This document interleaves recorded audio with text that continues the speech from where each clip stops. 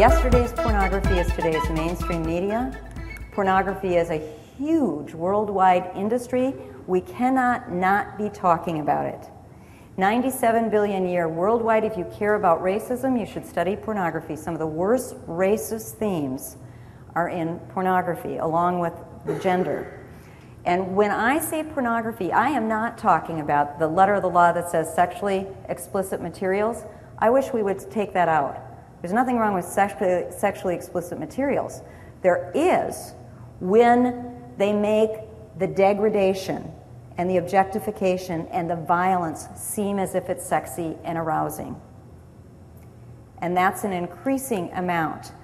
The studies show, and this is dated because this was pre-internet, that boys see their first porn on average at age 11. How do you think children respond to that now when they hear that number? They'll laugh. It's a lot younger. Because you can't Google just about anything and not get porn. You can't watch just about anything and not see pornified materials. They may not be the hardcore of the hardcore, but if you have access to technologies, you have access. The other big change, and this is a huge change, is that girls are seeing pornography at increasing rates, getting closer to that of boys. Because in a pornified culture, you're all supposed to be looking, the access is there. And there is a big blurring of lines between legal adult pornography and illegal child pornography. A great deal of legal access pornography, if you are not familiar with it, has regular references to teenagers and to children as legitimate sexual objects, including one's own children. Now, when we're trying to fight child sexual abuse and exploitation, plus a great deal of it is violent. I'll be in the training tomorrow talking a lot more about the impact of pornography. Ever increasing violent content, ever increasing younger and younger depictions, increasingly worse racism, including how to prey on illegal immigrants, how to prey on the most vulnerable people. I mean, it's just hideous. The cyber tip lines are seeing more younger and younger children down to infants being victimized, and then that further documented in pornography. We have to talk about this. We have to talk to our children about this. I talked to my son when he was 11, because I knew this study, so that, almost, 9 years ago, and I said, oh, studies show that at about age 11, boys see their first pornography. Well, I'm not going to say it in here. I know how you feel about it. Yeah, well, that's true. But you may see it in other homes. And the issue is, and he knows the issue, is not because it's sexually explicit. You want to learn about sex, you want to talk about sex, that's fine. My concern is that it's documentation of violence against women and children. That's what I don't want you learning to be aroused by. That's not okay. That's not okay for our world. And so he went to a sleepover that same week. That same week at his friend's house, by all accounts, he slept through this, which would be typical of him.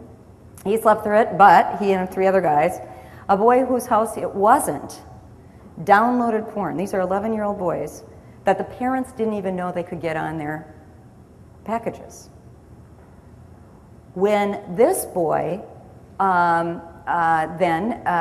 the boy whose house it was woke up and saw this, he was appalled.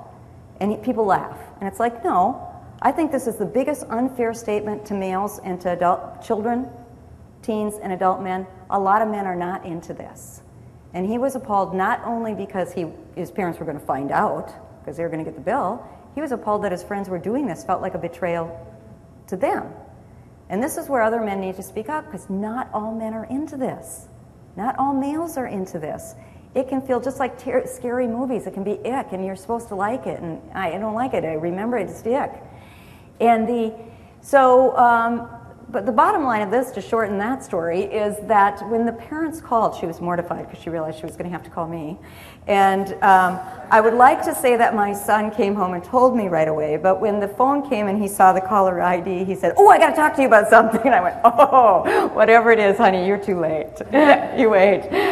And so one of the things that she'd experienced is when she called the boys who did it's mother, guess what mom's response was? Boys will be boys. That's my boy. when the mother said that she and other parents were not happy about this, she said, "What? You want me to pay for it? You're just too cheap?" That was her response. And then she said something else about the content and why they were concerned about boys seeing that content. And the woman said, "Well, you had it on. You must get off on it yourself." She said, "We did not realize we have it. That's why I'm calling. I was horrified. I didn't even realize. I feel terrible." And she said, "Well, obviously you're sexually hung up." So this is the level of discourse we tend to have as adults about this. We have a wide variety of attitudes and beliefs, but we are amassing data to show the harm. And that harm is not only the direct harm to those users and those around them, but there is documented secondhand effect. I don't need to watch it. I could guard my children from this completely, somehow. They will be affected by other children's behavior, language, and words who've watched it, because it is part of our social fabric. That makes it a public health issue.